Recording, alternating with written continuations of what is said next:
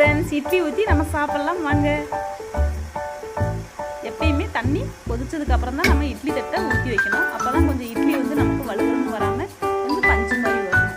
எப்பயுமே இட்லி வந்து மாவு ஆட்டினதுக்கப்புறம் பொங்கி வந்தால் தான் இட்லி பஞ்சு மாதிரி வரும்.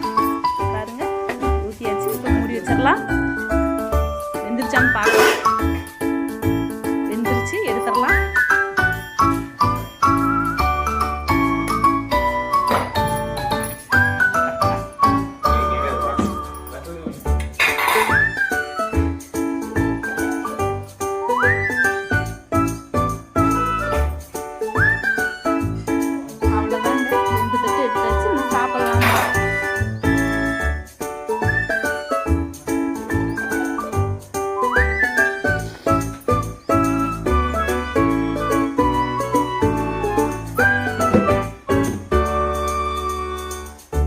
சூடான இட்லி ரெடி.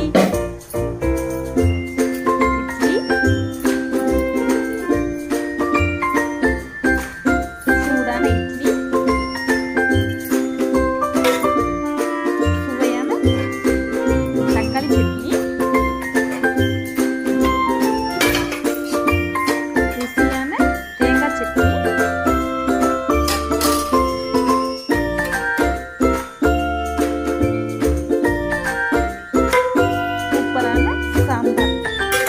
சாப்பிடலாம்.